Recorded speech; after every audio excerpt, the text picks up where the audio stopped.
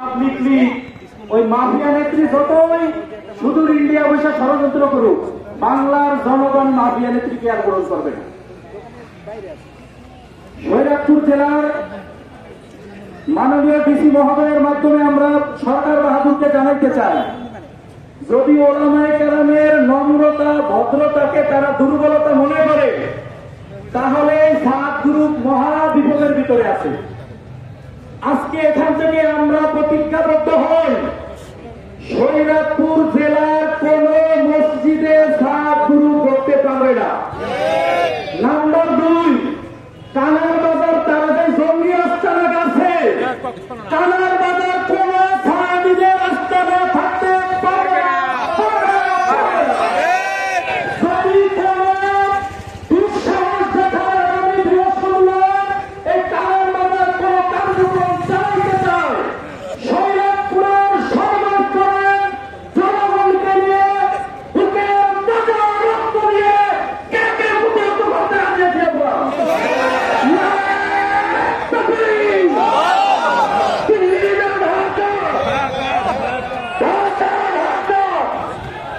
সংগ্রামী সাথী বন্ধুগণ, এখন আমাদের সামনে গুরুত্বপূর্ণ বক্তব্য দিবেন শরীয়তপুর জেলা ওলামা পরিষদের সম্মানিত সভাপতি আলহাজ হযরত মাওলানা আবু বকর সাহেব। আলহাজ হযরত মাওলানা আবু বকর সাহেব।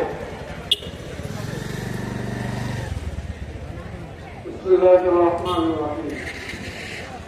সম্মানিত উপস্থিতি, আমরা অত্যন্ত ভারাক্রান্ত হৃদয় বলতে চাই, প্রায় ১৭ বছর যাবৎ সারা বিশ্বের ইমানদারদের অন্তরে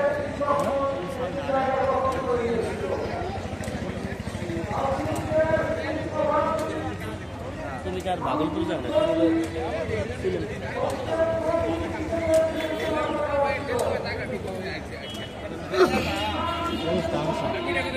নাজরিয়া ছিল মহিলা বস আয় বসছে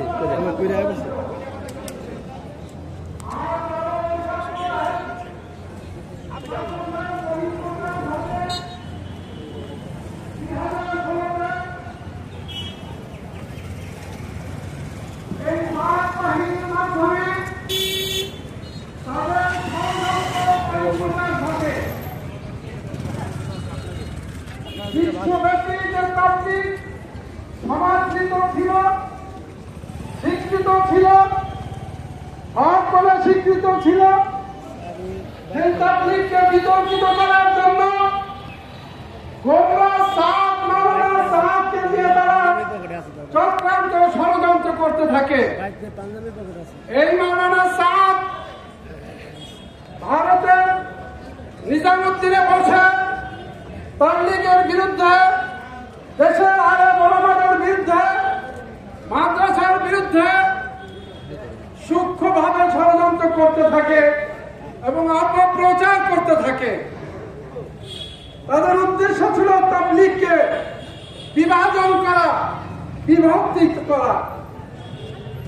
তাবলীগের মুরব্বিয়ানে কেরাম, বিশ্বব্যাপী যে মুরব্বিয়ানে কেরাম, তারা তাকে বুঝাইতে চেষ্টা করে, কিন্তু কিছুতেই সে বুঝতে রাজি না, যেহেতু তার উদ্দেশ্য ছিল গলত, তাবলীগের মধ্যে ফাটল সৃষ্টি করা, তাবলীগের ঐক্যকে নষ্ট করা, তাবলীগের অগ্রগতিকে ব্যাহত করা।